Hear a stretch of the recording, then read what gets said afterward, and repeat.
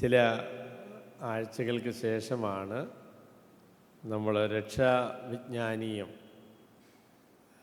ദൈവമൊരുക്കുന്ന രക്ഷ, അതിൻ്റെ അടിസ്ഥാനം, അതിൻ്റെ മുഖാന്തരം,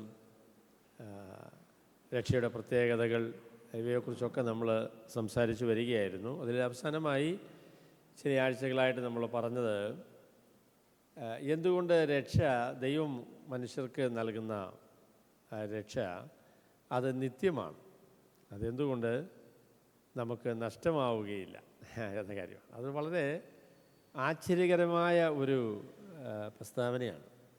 രക്ഷ നഷ്ടമാവുകയില്ല എന്ന് കേൾക്കുമ്പോൾ സുവിശേഷം സത്യസന്ധമായി മനസ്സിലാക്കാത്ത എല്ലാവർക്കും അത് ഒരു വലിയ നടുക്കമുണ്ടാക്കുന്ന ഒരു പ്രസ്താവനയാണ്. എന്നാൽ രക്ഷയെ സംബന്ധിച്ച് ദൈവത്തിന് വചനമായിരിക്കുന്ന വിശുദ്ധ ബൈബിൾ പറയുന്ന കാര്യങ്ങൾ നമ്മൾ മനസ്സിലാക്കിയാൽ അത്ഭുതകരമായ ദൈവം ഒരുക്കുന്ന ഈ രക്ഷ ദൈവം നമുക്ക് നിത്യമായി തന്ന കാര്യമാണ്. അത് ദൈവകേന്ദ്രീയമായ കാര്യമാണ് എന്ന് മനസ്സിലാക്കാൻ സാധിക്കും. രക്ഷ നഷ്ടമാകുമെന്ന് പറയുന്ന ഒരുപാട് വിശ്വാസികളുണ്ട്. അപ്പോൾ അവർ രക്ഷ നഷ്ടപ്പെടുകയില്ല എന്ന് പറയുന്നത് വിശ്വാസികൾ പാപം ചെയ്യാനുള്ള ഒരു അനുവാദമാണ്, അത് അപകടകരമാണ് എന്ന് ചിന്തിക്കുന്ന ഒരുപാട് ആളുകളുമുണ്ട്. എന്നാൽ രക്ഷ നഷ്ടപ്പെടും എന്ന് പറഞ്ഞാൽ അതിലെ ഏറ്റവും പ്രധാന പ്രശ്നം രക്ഷ മനുഷ്യ കേന്ദ്രീകൃതമായ ഒരു പരിപാടിയായിട്ട് തീരും.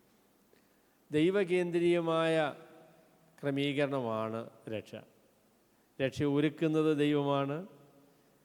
രക്ഷയുടെ എല്ലാ പടവുകളിലും ദൈവം തന്നെയാണ് അതിൻ്റെ ക്രമീകരണങ്ങൾ ചെയ്യുന്നത്. അപ്പോൾ അതുകൊണ്ട് ദൈവകേന്ദ്രീയമായ രക്ഷയാണ് എങ്കിൽ അത് സുരക്ഷിതമായ രക്ഷയാണ്. അതിൽ മനുഷ്യൻ്റെ പങ്കുണ്ട് എന്നുള്ളത് ശരിയാണ്. എന്നാൽ അത്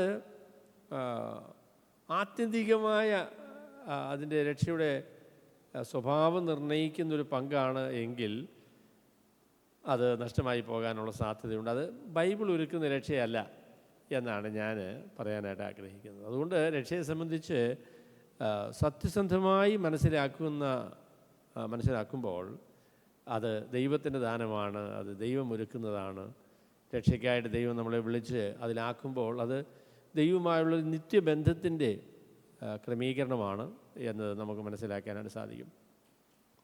ദൈവവചനമായിരിക്കുന്ന ബൈബിളിൽ നിത്യമായ ജീവനെ സംബന്ധിച്ച് കർത്താവ് തന്നെ പറയുമ്പോൾ വളരെ വ്യക്തമായി പറയുന്നുണ്ട്, ഞാൻ നിങ്ങൾക്ക് നിത്യജീവൻ നൽകുന്നു, അത് ഒരിക്കലും നഷ്ടപ്പെട്ടു പോകുകയില്ല എന്നാണ് കർത്താവ് പറയുന്നത്.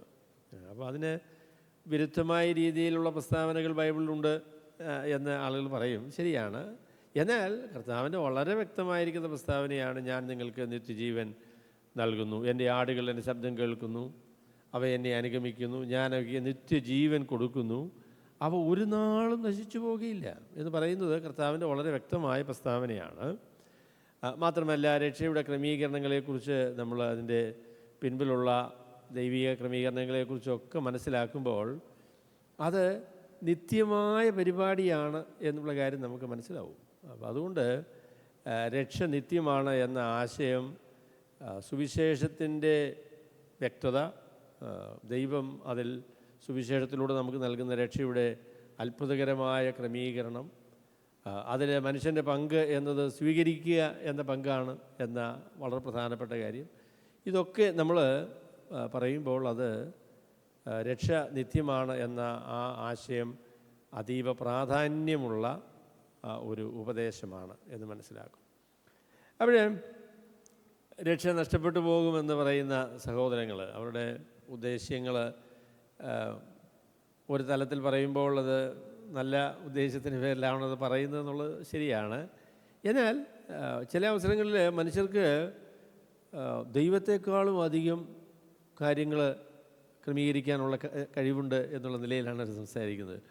ദൈവം നൽകുന്ന സ്വാതന്ത്ര്യം, ദൈവം നൽകുന്ന രക്ഷയുടെ സൗജന്യമായ നില, അതിൽ ആശ്ചര്യപ്പെടേണ്ട കാര്യമില്ല. ദൈവമാണ് നൽകുന്നതെങ്കിൽ അതിനെ നിലനിർത്താനും ക്രമീകരിക്കാനും ഒക്കെ ഉള്ള ശക്തി ദൈവത്തിനുണ്ട്.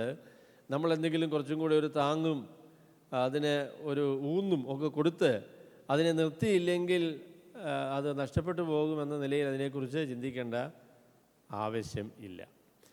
അവിടെ ഇങ്ങനെയൊക്കെയാണ് കാര്യങ്ങളുടെ സ്ഥിതിയെങ്കിലും ഒരു കാര്യം കൂടെ അതിനെക്കുറിച്ച് പറയേണ്ടിയിരിക്കുന്നു. വേദശാസ്ത്രമൊക്കെ നമ്മൾ പറഞ്ഞാലും ബൈബിളിലെ കൃത്യമായിരിക്കുന്ന പ്രസ്താവനകളാണ് രക്ഷ നിത്യമാണോ അല്ലയോ എന്ന് നിർണ്ണയിക്കുന്നത്. അപ്പോൾ അതിൽ കർത്താവിൻ്റെ പ്രസ്താവനകൾ, അപ്പോസ്തലനായ പൗലോസ് പറയുന്ന പ്രസ്താവനകൾ, ഇതൊക്കെ നമ്മൾ വായിക്കുമ്പോൾ അത് നിത്യമാണ് എന്ന ആ ഒരു ഉറപ്പാണ് നമുക്ക് ലഭിക്കുന്നത്. എന്നാൽ അതിന് വിരുദ്ധമായി ചിന്തിക്കുവാൻ ന്യായമുള്ള വേദഭാഗങ്ങൾ ബൈബിളിലുണ്ട്. അതിനെക്കുറിച്ചാണ് നമ്മൾ കഴിഞ്ഞ ആഴ്ചയിൽ പറഞ്ഞത്.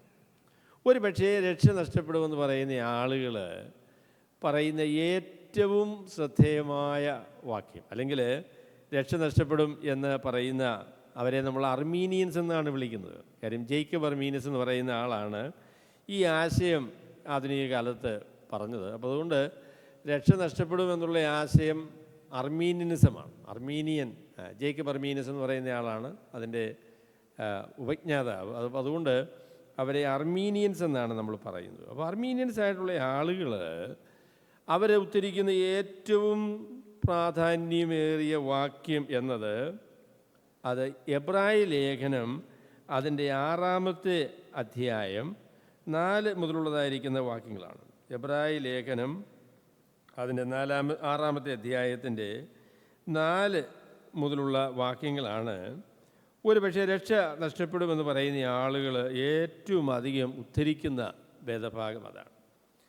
അതിങ്ങനെയാണ് നമ്മൾ വായിക്കുന്നത്: ഒരിക്കൽ പ്രകാശനം ലഭിച്ചിട്ട് സ്വർഗീയ ദാനം ആസ്വദിക്കുകയും പരിശുദ്ധാത്മാവിനെ പ്രാപിക്കുകയും ദൈവത്തിൻ്റെ നല്ല വചനവും വരുവാനുള്ള ലോകത്തിൻ്റെ ശക്തിയും ആസ്വദിക്കുകയും ചെയ്തവർ പിന്മാറിപ്പോയാൽ തങ്ങൾക്ക് തന്നെ ദൈവപുത്രനെ വീണ്ടും ക്രൂശിക്കുന്നവരും അവന് ലോകാപവാദം വരുത്തുന്നവരുമാകൊണ്ട് അവരെ പിന്നെയും മാനസാന്തരത്തിലേക്ക് പുതുക്കുവാൻ കഴിവുള്ളതല്ല.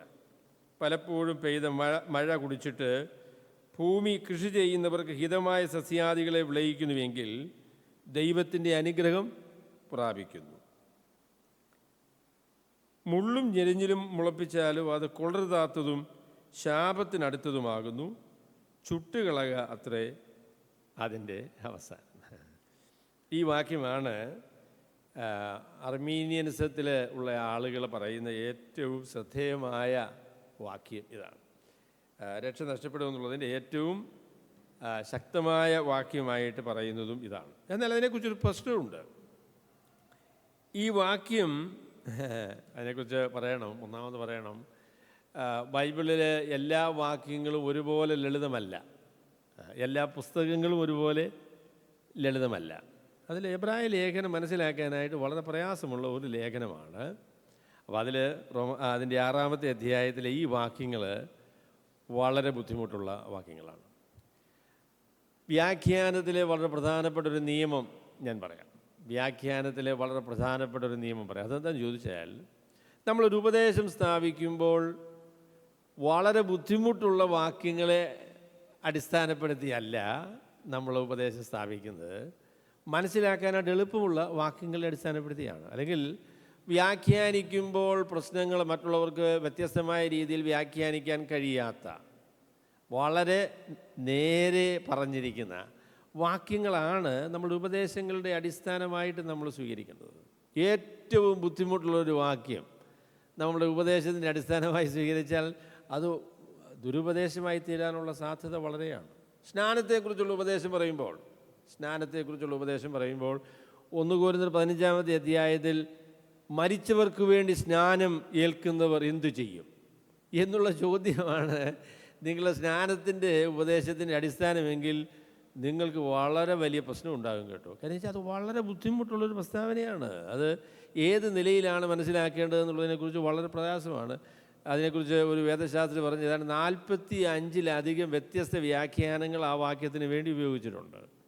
അപ്പോൾ അതുകൊണ്ട് ആ വാക്യത്തെ അടിസ്ഥാനപ്പെടുത്തി അതിന് വിശദീകരണം വേണം എന്നുള്ളത് ശരിയാണ്, അതിനെ വിശദീകരിക്കണത് ശരിയാണ്.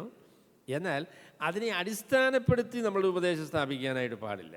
കാരണം ആ വ്യാഖ്യാനം അത്തരത്തിൽ എളുപ്പത്തിലുള്ള ഒരു വ്യാഖ്യാനമല്ല, ബുദ്ധിമുട്ടാണ്. അപ്പം എബ്രായ ലേഖനം 6-ാമത്തെ അധ്യായത്തിൻ്റെ ഈ വാക്യങ്ങൾ വളരെ വളരെ ബുദ്ധിമുട്ടുള്ള വാക്യങ്ങളാണ്. അപ്പോൾ ഇതിനെ വ്യാഖ്യാനിക്കാനായിട്ട് ഏത് മുൻധാരണയുള്ള ആളിനും പ്രയാസമാണ്. അപ്പോൾ അതിന് 3 വ്യാഖ്യാനങ്ങൾ ഞാൻ പറയാം. അതിൽ ഒരു വ്യാഖ്യാനം നിങ്ങളെ സ്വീകരിക്കാനായിട്ട് ഞാൻ സമ്മതിക്കുകയില്ല. 2, 3 വ്യാഖ്യാനങ്ങളിൽ നിങ്ങൾക്ക് ഇഷ്ടമുള്ള വ്യാഖ്യാനം നിങ്ങൾക്ക് തിരഞ്ഞെടുക്കാം. അപ്പോൾ അതിനെക്കുറിച്ച് ഒരു വാക്കുകൂടെ മുഖവരിയായിട്ട് പറയേണ്ടിയിരിക്കുന്നു. ഞാൻ ബൈബിള് പഠിച്ചതിൽ, ഞാൻ എബ്രായ ലേഖനം വായിച്ചതിൽ, എബ്രായ ലേഖനം 6-ാമത്തെ അധ്യായത്തിന് 4 മുതൽ 8 വരെയുള്ള വാക്യങ്ങൾക്ക് പ്രശ്നരഹിതമായ ഒരു വ്യാഖ്യാനം, ഒരു പ്രശ്നവുമില്ല. അത് 100% തൃപ്തികരമായ രീതിയിൽ അതിൽ നിന്നുള്ള എല്ലാ ചോദ്യങ്ങൾക്കും മറുപടി നൽകുന്നു എന്നുള്ള നിലയിൽ ഒരു വ്യാഖ്യാനം ഞാൻ വായിച്ചിട്ടില്ല. അത് ഏത് വ്യാഖ്യാനം പറഞ്ഞാലും അതിൽ ഇച്ചിരി മുഴച്ചു നിൽക്കലും ചില പ്രശ്നങ്ങളും ഒക്കെ ഉണ്ട്. പിന്നെ ഏറ്റവും സ്വീകാര്യമായ വ്യാഖ്യാനം നമ്മൾ സ്വീകരിക്കുന്നു എന്നല്ലാതെ ആര് പറഞ്ഞാലും അതിന് പ്രശ്നങ്ങൾ ഈ വാക്യങ്ങളിലുണ്ട്. അപ്പം ഞാൻ ആദ്യമേ നിങ്ങളോട് പറയാൻ ആഗ്രഹിക്കുന്നത് അർമീനിയനിസം അല്ലെങ്കിൽ രക്ഷ നഷ്ടപ്പെടും എന്ന് പറയുന്ന ആളുകൾ ഈ വാക്യത്തിന് നൽകുന്ന വിശദീകരണമാണ്. രണ്ടാമത് ഞാൻ പറയാൻ പോകുന്നത് കാൽവിനിസ്റ്റുകൾ രക്ഷ നഷ്ടപ്പെടുകയില്ല എന്ന് പറയുന്ന കാൽവിനിസ്റ്റുകൾ നൽകുന്ന വ്യാഖ്യാനമാണ്. മൂന്നാമത്തത് ഇതിൻ്റെ മധ്യത്തിൽ രക്ഷ നഷ്ടപ്പെടുകയില്ല എന്ന് പറയാൻ ആഗ്രഹിക്കുന്ന, എന്നാൽ കാൽവിനിസ്റ്റുകൾ പൊതുവെ പറയാത്ത ഒരു വ്യാഖ്യാനമാണ് ഞാൻ മൂന്നാമത് പറയാൻ ആഗ്രഹിക്കുന്നത്. മൂന്നാമത്തെ വ്യാഖ്യാനമാണ് എനിക്കിഷ്ടമുള്ള വ്യാഖ്യാനം. എന്നാൽ അത് സ്വീകരിക്കണം എന്ന യാതൊരു നിർബന്ധവും എനിക്കില്ല. 2, 3 വ്യാഖ്യാനത്തിൽ ഏത് സ്വീകരിച്ചാലും എനിക്ക് പ്രയാസമില്ല. ആദ്യത്തെ വ്യാഖ്യാനം അത് സ്വീകരിക്കാനായിട്ട് സാധിക്കുകയില്ല എന്നതാണ് എനിക്ക് ആദ്യമായിട്ട് പറയാനുള്ളത്. അപ്പോൾ ഈ വാക്യത്തെക്കുറിച്ച് അർമീനിയൻ സഹോദരന്മാർ പറയുന്ന കാര്യം, ഇവിടെ പറയുന്ന ആൾ, നമുക്കറിയാമല്ലോ എബ്രായ ലേഖനം എന്നത് യഹൂദ പശ്ചാത്തലത്തിൽ നിന്ന് രക്ഷിക്കപ്പെട്ടു വന്ന ആളുകൾക്ക് വേണ്ടി എഴുതിയിട്ടുള്ളതാണ്. നമ്മൾ ഈ ലേഖനം മുഴുവനായിട്ട് വായിക്കുമ്പോൾ യഹൂദ പശ്ചാത്തലത്തിൽ നിന്ന് വന്ന ഈ യഹൂദന്മാരിൽ നിന്ന് വളരെ ബുദ്ധിമുട്ടുള്ള പ്രാതികൂല്യം നേരിടുന്നു. വളരെ കഠിനമേറിയ പ്രതികൂലങ്ങൾ അവർക്കുണ്ടാകുന്നു. അപ്പോഴവരിൽ ഒരുപക്ഷെ ആളുകൾ ചിന്തിച്ചത്, ഒരു പക്ഷേ നമ്മുടെ വിശ്വാസത്തിൽ അങ്ങനെ ഒരുപാടങ്ങ് വിട്ടുവീഴ്ചകൾ ചെയ്യാതെ ഒരു യഹൂദ മതത്തിൻ്റെ ഭാഗമായി നിന്നുകൊണ്ട് ക്രിസ്തീയ വിശ്വാസം തുടരാനായിട്ട് സാധിക്കും എന്ന ഒരു നിലയിൽ യഹൂദ മതത്തിലേക്ക് മടങ്ങിപ്പോയാൽ കൊള്ളാം എന്ന് ചിന്തിക്കുന്ന ഒരു കൂട്ടം ആളുകളാണ് ഈ എബ്രായ ലേഖനത്തിലെ ഒരു മുഖ്യ വിഷയം എന്ന് പൊതുവെ അതിനെക്കുറിച്ച് പറയുന്നുണ്ട്. അതിൻ്റെ വിശദാംശങ്ങളിലേക്ക് പോകാനായിട്ട് എനിക്ക് സാധിക്കുകയില്ല. എങ്കിലും എബ്രായ ലേഖനം എന്ന് പറഞ്ഞപ്പോൾ എബ്രായർക്ക് എഴുതിയതാണ്. എബ്രായർ എന്ന് പറഞ്ഞത് എബ്രായ ഭാഷ സംസാരിക്കുന്ന യഹൂദന്മാർക്ക് എഴുതിയ ഒരു ലേഖനമാണ് എബ്രായ ലേഖനം. അത് യഹൂദ പശ്ചാത്തലത്തിൽ നിന്ന് രക്ഷിക്കപ്പെട്ടു വന്ന, എല്ലാവരും രക്ഷിക്കപ്പെട്ടവരാണോ എന്ന് നമുക്കറിയത്തില്ല, അപ്പോൾ അങ്ങനെയുള്ള ഒരു പശ്ചാത്തലത്തിലുള്ള ആളുകൾക്ക് വേണ്ടിയാണ് ഇത് എഴുതിയിട്ടുള്ളത്. അപ്പോൾ ഇവരെക്കുറിച്ച് എബ്രായ ലേഖനക്കാരൻ പറയുന്ന കാര്യം, എബ്രായ ലേഖനം ആരാ എഴുതിയെന്നുള്ളത് നമുക്കറിയത്തില്ല. എന്നാൽ ദൈവത്തിൻ്റെ വചനമായ വിശുദ്ധ ബൈബിളിൽ വളരെ പ്രമുഖമായ സ്ഥാനമുള്ള, ആർക്കും നിഷേധിക്കാൻ കഴിയാത്ത വേദഭാഗമാണ്, പുസ്തകമാണ് എബ്രായർക്ക് എഴുതിയ ലേഖനം എന്നത്. അതിന് ലേഖനകാരൻ, അതിൻ്റെ ഒരു പ്രത്യേകത കൂടെ ഞാൻ പറഞ്ഞ് അതിലേക്ക് വരാം. അവിടെ അദ്ദേഹം എബ്രായ ലേഖനത്തിൽ പറയുന്നൊരു കാര്യം, ദൈവത്തിൻ്റെ വചനത്തെക്കുറിച്ച് പറയുമ്പോൾ അത് പല ഉദ്ധരണികളിലും അതാരാണ് ഉദ്ധരിക്കുന്നത് അല്ല ആരെഴുതിയ വേദഭാഗമാണ് എന്നുള്ളത് എബ്രായ ലേഖനകാരൻ അത്ര പ്രശ്നമല്ല. ആത്യന്തികമായി ദൈവത്തിൻ്റെ വചനമാണ് എന്നൊരു കാഴ്ചപ്പാടിലാണ് അദ്ദേഹം ആ വചനങ്ങളെ കാണുന്നത്. അപ്പം അതുകൊണ്ട് എബ്രായ ലേഖനകാരൻ പറയും ആരാ ഇത് എഴുതിയതെന്നുള്ളതൊന്നും വലിയ പ്രശ്നമല്ല. ദൈവത്തിൻ്റെ പരിശുദ്ധാത്മാവ് തൻ്റെ എഴുത്തുകാരെ ഉപയോഗിച്ച് എഴുതിയ ഈ വചനം ദൈവത്തിൻ്റെ വചനമാണ്. അതാണ് അതിൽ ഏറ്റവും പ്രധാനപ്പെട്ടതായിരിക്കുന്ന കാര്യം. അതാണ് ശരി. അപ്പോൾ അദ്ദേഹം പറയുന്ന കാര്യം, ഇവിടെ ഒരു കൂട്ടം ആളുകളെക്കുറിച്ച് അദ്ദേഹം പറയുകയാണ്. അവരുടെ പ്രത്യേകത എന്താണെന്ന് ചോദിച്ചാൽ, അവരെക്കുറിച്ച് പറയുന്ന ആദ്യ പ്രസ്താവന, അവർ ഒരിക്കൽ പ്രകാശനം ലഭിച്ച ആളുകളാണ്. പ്രകാശനം, ഇല്യൂമിനേഷൻ എന്ന് പറയുന്ന വാക്ക് ഹൃദയത്തിലെ അന്ധകാരം നീക്കി സുവിശേഷത്തിൻ്റെ വെളിച്ചം ഹൃദയത്തിലേക്ക് പ്രവേശിക്കുന്നതിനെ സൂചിപ്പിക്കുന്ന ഒരു വാക്കാണ്. ഹൃദയത്തിലെ അന്ധകാരം മാറി സുവിശേഷത്തിൻ്റെ വെളിച്ചം കടന്നു വരുന്നതിനെക്കുറിച്ച് സൂചിപ്പിക്കുന്നൊരു വാക്കാണ് ഈ പ്രകാശനം എന്ന് പറയുന്ന കാര്യം. സ്വർഗീയ ദാനം ആസ്വദിക്കുക. അതാണ് രണ്ടാമത് അവരെക്കുറിച്ച് പറയുന്നത്. സ്വർഗീയ ദാനം എന്ന് പറയുന്നത് അതിന് പല അർത്ഥങ്ങൾ സാധ്യമാണ് എങ്കിലും സ്വർഗീയ ദാനം എന്നതിലെ ഏറ്റവും പ്രധാനപ്പെട്ട കാര്യം രക്ഷയാണ്. നമ്മൾക്ക് പാപത്തിൻ്റെ ശിക്ഷയിൽ നിന്ന് കർത്താവായ യേശു ക്രിസ്തുവിൽ കൂടെ ലഭിക്കുന്ന വിമോചനമാണ്. അപ്പോൾ അതിൻ്റെ ഒരു ഭാഗം അതിൽ ഉണ്ട്. അതിനെ ആസ്വദിച്ചു എന്നാണ് പറയുന്നത്. ആസ്വദിച്ചു എന്ന് പറയുമ്പോൾ അത് പൂർണ്ണമായും ലഭിച്ചില്ല എന്ന് പറയുന്ന ആളുകളുണ്ട്. എന്നാൽ കർത്താവായ യേശു ക്രിസ്തുവിൻ്റെ മരണത്തെക്കുറിച്ച് പറയുമ്പോഴും അവൻ മരണം ആസ്വദിച്ചു എന്ന് പറയുന്ന പ്രസ്താവനയുണ്ട്. അപ്പം അതുകൊണ്ട് അത് രക്ഷ ലഭിക്കാത്ത ആളുകളെക്കുറിച്ച് പറയുന്നതാണ് എന്ന് പറയുമ്പോൾ അതിനൊരു ബലഹീനത ഏതായാലും ആ പ്രസ്താവനയിലുണ്ട്. പരിശുദ്ധാത്മാവിനെ പ്രാപിക്കുകയും, അത് ശരി, രക്ഷിക്കപ്പെട്ട ആളുകൾക്കുള്ള ഏറ്റവും പ്രധാനപ്പെട്ട അനുഗ്രഹം ദൈവത്തിൻ്റെ പരിശുദ്ധാത്മാവിനെ അവർക്ക് ലഭിക്കുന്നു എന്നുള്ളതാണ്. ദൈവത്തിൻ്റെ പരിശുദ്ധാത്മാവിനെ ലഭിക്കുന്നു. പിന്നെ ദൈവത്തിൻ്റെ നല്ല വചനവും വരുവാനുള്ള ലോകത്തിൻ്റെ ശക്തിയും ആസ്വദിക്കുകയും ചെയ്തവർ. ദൈവത്തിൻ്റെ വചനവും പിന്നെ ദൈവത്തിൻ്റെ വചനത്തിലൂടെ ഉള്ള വാഗ്ദാനങ്ങൾ അനുസരിച്ച് വരാനുള്ള ലോകത്തെക്കുറിച്ചുള്ള പ്രതീക്ഷയും പ്രത്യാശയും ഒക്കെ മനസ്സിലാക്കിയ ആളുകൾ എന്ന നിലയിലാണ് ഇവരെക്കുറിച്ച് പറയുന്നത്. അപ്പോൾ ഇവർ പിന്മാറിപ്പോയാൽ ഇവർക്ക് സംഭവിക്കുന്ന കാര്യത്തെക്കുറിച്ചാണ് തുടർന്ന് എബ്രായ ലേഖനകാരൻ പറയുന്നത്. അപ്പോൾ ഈ പറയുന്ന ആൾക്കാരെക്കുറിച്ച് ആദ്യമേ പറയാം. അർമീനിയൻ ചിന്താഗതിയിലുള്ള ആളുകൾക്ക് ഇത് ആരാണ് എന്നതിനെക്കുറിച്ച് സംശയമൊന്നുമില്ല. അവർ പറയും ഇത് രക്ഷിക്കപ്പെട്ട ആളുകളാണ്, ഒരിക്കൽ പ്രകാശനം ലഭിച്ച ആളുകളാണ്, സുവിശേഷത്തിൻ്റെ വെളിച്ചം അവർക്ക് ലഭിച്ചതാണ്, സ്വർഗീയ ദാനം അവർക്ക് ആസ്വദിക്കുവാൻ സാധിച്ച ആളുകളാണെന്ന് പറഞ്ഞാൽ അവർ രക്ഷിക്കപ്പെട്ട ആളുകളാണ്, പരിശുദ്ധാത്മാവുള്ള ആളുകളാണ്. പെന്തക്കോസ്തുകാർ രക്ഷിക്കപ്പെട്ട എല്ലാവർക്കും പരിശുദ്ധാത്മാവുണ്ടെന്ന് പറയത്തില്ല. എന്നാൽ ഇവിടെ പരിശുദ്ധാത്മാവിനെ അവർക്ക് ലഭിച്ചു എന്ന കാര്യം പറയുന്നുണ്ട്. പിന്നെ ദൈവത്തിൻ്റെ വചനം മനസ്സിലാക്കാനും അതിൻ്റെ വാഗ്ദാനങ്ങളെ വിശ്വസിക്കാനും ഒക്കെ സാധിച്ച ആളുകൾ രക്ഷിക്കപ്പെട്ട ആളുകൾ തന്നെയാണ്. അപ്പോൾ അതുകൊണ്ട് ഇത് രക്ഷിക്കപ്പെട്ട വിശ്വാസികളെക്കുറിച്ച് പറയുന്ന ഒരു പ്രസ്താവനയാണ് എന്നാണ് അവർ പറയുന്നത്. അപ്പോൾ അത് വളരെ ശക്തമായിട്ട് അവർ പറയും. എന്നാൽ പറയുമ്പോഴുള്ള ഒരു പ്രശ്നം എന്താണ് എന്ന് ചോദിച്ചാൽ, അങ്ങനെ പറയുന്ന പ്രിയ സ്നേഹിതന്മാർക്കുള്ളൊരു പ്രശ്നം, അതിൻ്റെ തുടർന്ന് അദ്ദേഹം പറയുന്ന കാര്യം, അവർ പിന്മാറിപ്പോയാൽ തങ്ങൾക്ക് തന്നെ ദൈവപുത്രനെ വീണ്ടും ക്രൂശിക്കുന്നവരും അവന് ലോകാപമാനം അപവാദം വരുത്തുന്നവരുമാകൊണ്ട് അവരെ പിന്നെയും മാനസാന്തരത്തിലേക്ക് പുതുക്കുവാൻ കഴിവുള്ളതല്ല. അവിടെ രക്ഷ പോകുമെന്നല്ല ഇവിടെ എബ്രായ ലേഖനകാരൻ പറയുന്നത്. അങ്ങനെ ഉള്ള ആളുകൾക്ക് അങ്ങനെ പിന്മാറിപ്പോയാൽ അവരെ മടക്കി വരുത്താനായിട്ട് സാധിക്കുകയില്ല. അവർക്ക് മാനസാന്തരം വരുത്തുവാൻ കഴിയുകയില്ല എന്ന കാര്യമാണ് ഇവിടെ എബ്രായ ലേഖനകാരൻ പറയുന്നത്. അപ്പോൾ അതിനെക്കുറിച്ച് എസ് ലൂയിസ് ജോൺസൺ എന്ന് പറയുന്ന പണ്ഡിതൻ പറയുന്നത് പോലെ അദ്ദേഹം പറഞ്ഞു, കാൽവിനിസ്റ്റുകൾ പറയും വൺസ് സേവ്ഡ് ഓൾവേസ് സേവ്ഡ്. നിങ്ങൾ രക്ഷിക്കപ്പെട്ട ആളാണ് എങ്കിൽ നിങ്ങൾ നിത്യമായി രക്ഷിക്കപ്പെട്ട ആളാണ്. എന്നാൽ ഈ വാക്യം അനുസരിച്ച് രക്ഷ പോകുമെങ്കിൽ once lost is always lost. Once lost is always lost. If once saved is always saved is the Calvinistic position. കാൽവിനിസ്റ്റുകൾ പറയും നിങ്ങൾ രക്ഷിക്കപ്പെട്ടതാണെങ്കിൽ നിങ്ങൾ രക്ഷ പോവുകയില്ലെന്ന് പറയും. പക്ഷേ ഈ വാക്യം അനുസരിച്ച് നിങ്ങൾ രക്ഷ പോയാൽ അവരെ വീണ്ടും മാനസാന്തരത്തിലേക്ക് നയിക്കുവാൻ കഴിവുള്ളതല്ല. എന്നാൽ എൻ്റെ പ്രിയ രക്ഷ നഷ്ടപ്പെടുമെന്ന് പറയുന്ന സഹോദരന്മാരാരും ഒരാളിൻ്റെ രക്ഷ പോയാൽ അത് തിരിച്ചു കിട്ടുകയില്ല എന്ന് പറയില്ല. അങ്ങനെ പറയത്തില്ല.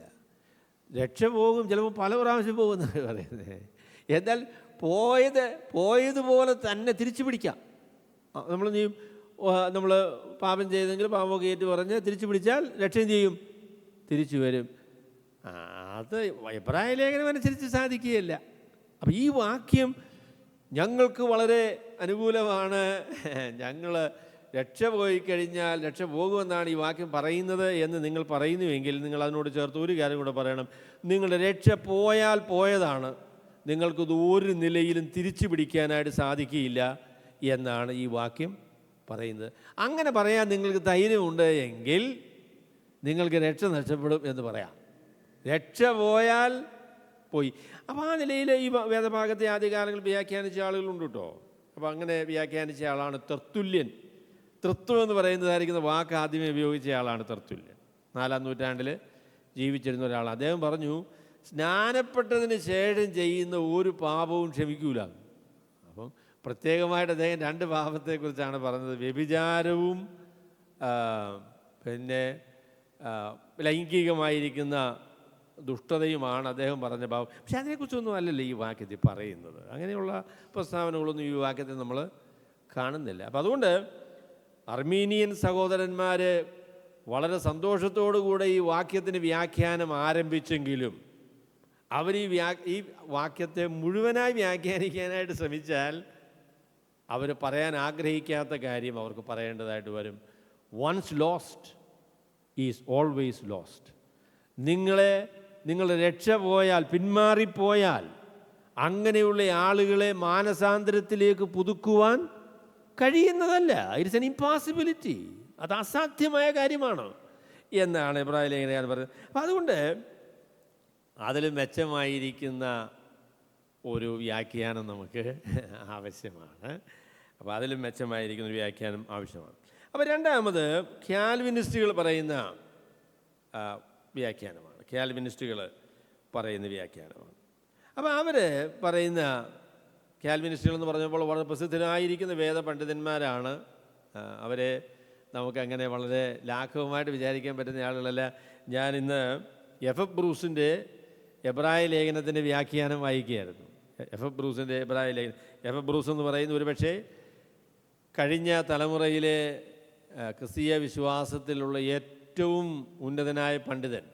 Is the greatest evangelical theologian of the previous century. 20-ാം നൂറ്റാണ്ടിലെ സുവിശേഷ വിഹിത പണ്ഡിതന്മാരിൽ ഏറ്റവും ഒന്നാമൻ എന്ന് പറയേണ്ട ആളാണ് എഫ് ബ്രൂസ് എന്ന് പറയുന്ന ആൾ. അപ്പോൾ അതുകൊണ്ട് അദ്ദേഹം വളരെ പ്രസിദ്ധനായിരിക്കുന്ന ഒരു വേദ പണ്ഡിതനാണ്. അപ്പോൾ അദ്ദേഹത്തിൻ്റെ ആശയമാണ് ഞാൻ നിങ്ങളോട് പറയാൻ ആഗ്രഹിക്കുന്നത്. അപ്പോൾ അദ്ദേഹം പറഞ്ഞു, ഈ പറഞ്ഞ ആളുകൾ ഈ പറഞ്ഞ അനുഗ്രഹങ്ങളൊക്കെ ഒരു പരിധി വരെ പ്രാപിച്ച ആളുകളാണ് എങ്കിലും അവർ സത്യസന്ധമായിട്ട് രക്ഷിക്കപ്പെട്ട ആളുകളല്ല എന്നതാണ് അദ്ദേഹത്തിൻ്റെ വാദം. അപ്പോൾ അതിന് അദ്ദേഹം ഉദാഹരണമായിട്ട് പറയുന്നത്, അദ്ദേഹം തെളിവായിട്ട് പറയുന്ന കാര്യം, അദ്ദേഹം പറഞ്ഞു, കർത്താവ് വിതയ്ക്കുന്നവൻ്റെ ഉപമ പറഞ്ഞല്ലോ. വിതയ്ക്കുന്നവൻ്റെ ഉപമ പറഞ്ഞപ്പോഴേ 4 തരത്തിലുള്ള വയലുകളെക്കുറിച്ച്, അല്ലെങ്കിൽ 4 തരത്തിലുള്ള ഫീൽഡ് സ്ഥലങ്ങളെക്കുറിച്ച് അദ്ദേഹം പറഞ്ഞു. കർത്താവ് പറഞ്ഞു, 1 വഴിയരികെ വീണു, 2 പാറസ്ഥലത്ത് വീണു, 3-ാമത്തേത് മുള്ളിൻ്റെ ഇടയിൽ വീണു, 4-ാമത്തേതാണ് നല്ല സ്ഥലത്ത് വീണത്. അപ്പോൾ അദ്ദേഹം പറഞ്ഞു, ഈ മുള്ളിനിടയിൽ വീണ വിത്തും പാറസ്ഥലത്ത് വീണ വിത്തും മുളച്ചു കിട്ടോ. അത് മുളച്ച് വന്നപ്പോൾ നല്ല സ്ഥലത്ത് വീണ വിത്തിൽ നിന്ന് വലിയ വ്യത്യാസമൊന്നും ഉണ്ടായിരുന്നില്ല. ആദ്യ കാഴ്ചയിൽ ഈ വിത്തുകളുടെ എല്ലാം വളർച്ച നോക്കിയാൽ, അതിൻ്റെ വരവ് നോക്കിയാൽ ഇതൊക്കെ ഏതാണ്ട് ഒരുപോലെയുള്ള ഒരു സ്ഥിതിയാണ്. എന്നാൽ കാലമാണ് ഇത് യഥാർത്ഥത്തിൽ സത്യസന്ധമായിരിക്കുന്ന ഒരു പ്രതികരണമാണോ എന്ന് നിർണയിച്ചത്. കുറേ കഴിഞ്ഞപ്പോൾ വേരില്ലാത്തത് കൊണ്ട് പാറസ്ഥലത്ത് വീണത് സൂര്യൻ ഉദിച്ച് അതിൻ്റെ ഉഷ്ണം, കഠിനമായ ഉഷ്ണം തട്ടിക്കഴിഞ്ഞപ്പോൾ അതിന് വേരില്ലാത്തത് കൊണ്ട് അത് വാടിപ്പോയി. അതുപോലെ തന്നെ മുള്ളിൻ്റെ ഇടയിൽ വീണത്, മുള്ള് ഒന്നും ആദ്യ സമയങ്ങളിൽ അങ്ങനെയൊന്നും വെളിപ്പെട്ട് വന്നിരുന്നില്ല. എന്നാൽ കുറേ കഴിഞ്ഞപ്പോൾ ഇതിലുണ്ടായിരുന്ന മുള്ളിൻ്റെ വിത്തുകളും മറ്റ് വിത്തുകളും ഒക്കെ ഒരുപോലെ ശക്തിയായി വളർന്നു കഴിഞ്ഞപ്പോൾ ഈ വചനത്തിന് പിടിച്ചു നിൽക്കാൻ കഴിയാത്ത നിലയിൽ വചനത്തെ അത് ഞെരുക്കി അതിനെ ഇല്ലായ്മ ചെയ്തു കളഞ്ഞു. അപ്പോൾ ഈ പറഞ്ഞ കാര്യങ്ങളൊക്കെ ഒരു പരിധി വരെ അവരുടെ ജീവിതത്തിൽ ശരിയായിരുന്നു എങ്കിലും അവരെ സംബന്ധിച്ച് സത്യസന്ധമായ നിലയിലുള്ള മാനസാന്തരവും അവർക്ക് രക്ഷയുടെ സ്വീകരണവും ഉണ്ടായിരുന്നില്ല എന്നതാണ് അദ്ദേഹം അതിനെക്കുറിച്ച് പറയാൻ ആഗ്രഹിക്കുന്ന കാര്യം. അദ്ദേഹം പറയും, അപ്പോൾ അതിനെക്കുറിച്ച് ഒരു കാര്യം കൂടെ ഞാൻ പറയാം. അത് നമ്മളെല്ലാവരും അംഗീകരിക്കേണ്ട കാര്യമാണ്. അതെന്താണെന്ന് ചോദിച്ചാൽ, രക്ഷിക്കപ്പെട്ടു എന്ന് പറയുന്ന എല്ലാവരും രക്ഷിക്കപ്പെട്ടവരല്ല. രക്ഷിക്കപ്പെട്ടു എന്ന് അവകാശപ്പെടുന്ന എല്ലാവരും രക്ഷിക്കപ്പെട്ട ആളുകളല്ല. ഇന്നത്തെ ആത്മീയ ലോകത്തിൻ്റെ നില നോക്കിയാൽ എത്ര ശതമാനം ആളുകൾ രക്ഷിക്കപ്പെട്ടു എന്ന് അവകാശപ്പെടുന്നവർ സത്യസന്ധമായി രക്ഷിക്കപ്പെട്ടവരാണ്? എൻ്റെ പൊന്നു സഹോദരങ്ങളെ, ഞാൻ പറയാം, രക്ഷിക്കപ്പെട്ടു എന്ന് അവകാശപ്പെടുന്നതിലൊരു നല്ല പങ്ക് ആളുകൾ രക്ഷിക്കപ്പെട്ടവരല്ല. 2 കാരണങ്ങൾ ഞാനതിന് പറയാം. 2 കാരണങ്ങൾ പറയാം. ഒന്ന്, സുവിശേഷം സത്യസന്ധമായ രീതിയിൽ ഒരു നല്ല പങ്ക് വിശ്വാസികൾ എന്ന് പറയുന്ന ആളുകൾ മനസ്സിലാക്കിയിട്ടില്ല. സുവിശേഷം എന്താണ്, എങ്ങനെയാണ് ദൈവം മനുഷ്യൻ്റെ രക്ഷ ക്രമീകരിച്ചിരിക്കുന്നത് എന്ന കാര്യം ഒരു നല്ല പങ്ക് വിശ്വാസികളെന്ന് അവകാശപ്പെടുന്ന ആൾ മനസ്സിലാക്കിയിട്ടില്ല. അവർക്ക് എന്തെങ്കിലും ഒരു രോഗശാന്തി കിട്ടി, അല്ലെങ്കിൽ അവരുടെ കൊച്ചിന് വേണ്ടി പ്രാർത്ഥിച്ചപ്പം എന്തെങ്കിലും ഗുണം വന്നു, അവർക്ക് സാമ്പത്തികമായ എന്തെങ്കിലും ഒരു നേട്ടമുണ്ടായി, അവർക്കൊരു അനുഗ്രഹം കിട്ടി എന്ന നിലയിൽ അവർ ഈ സമൂഹത്തിലേക്ക് വന്നതാണ്. അവർക്ക് സുവിശേഷം എന്താണെന്ന് അറിയില്ല. അവരുടെ ആഗ്രഹം ദൈവത്തോടുള്ള ബന്ധം സ്ഥാപിച്ച് നിത്യജീവൻ പ്രാപിക്കണമെന്നുള്ള ആഗ്രഹം അവർക്കില്ല. അവർക്ക് ഭൗതികമായിരിക്കുന്ന ചില ആഗ്രഹങ്ങളും നേട്ടങ്ങളുമേ ഉള്ളൂ. നമുക്കറിയാമല്ലോ, അതിനെക്കുറിച്ച് കഴിഞ്ഞ ദിവസം ഒരു വീഡിയോയിൽ ഒരു സ്നേഹിതൻ പറയുമായിരുന്നു, മനുഷ്യരെ എന്തെങ്കിലും അനുഗ്രഹം കിട്ടുമെന്ന് പറഞ്ഞാൽ എവിടെയും പോകും എന്ന് പറഞ്ഞു. ഒരു സിദ്ധം പറയുകയാണ്, ഇന്ന ഇത് ചെയ്താൽ കിട്ടുമെന്ന് പറഞ്ഞാൽ അവിടെ കൂടാനായിട്ട് ഒരുപാട് മനുഷ്യരുണ്ട്. ഇവിടെ വന്നാൽ ഒരു അനുഗ്രഹം കിട്ടുമെന്ന് പറഞ്ഞാൽ അതിന് പിറകെ പോകാനായിട്ട് ഒരുപാട് ആൾക്കാരുണ്ട്. അപ്പം അതുകൊണ്ട് ആ പ്രസ്താവന വീണ്ടും ഞാൻ പറയുക, രക്ഷിക്കപ്പെട്ടു എന്ന് അവകാശപ്പെടുന്ന വിശ്വാസികളാണ് എന്ന് അവകാശപ്പെടുന്ന ഒരു നല്ല പങ്ക് ആളുകൾ വിശ്വാസികൾ അല്ല. അവർക്ക് സുവിശേഷം അറിയില്ല. എങ്ങനെയാണ് കർത്താവ് നമുക്ക് വേണ്ടി രക്ഷ ഒരുക്കിയത്, ക്രമീകരിച്ചത്, ആ രക്ഷ എങ്ങനെയാണ് സ്വീകരിക്കുന്നത്, യേശുക്രിസ്തുവിൻ്റെ പാപപരിഹാര ബലി മുഖാന്തരം അതിൽ കൂടെ മാത്രമാണ് രക്ഷ എന്ന കാര്യം ഒരു നല്ല പങ്ക് ആളുകൾക്കറിയില്ല. അവരത് വിശ്വസിക്കുന്നില്ല.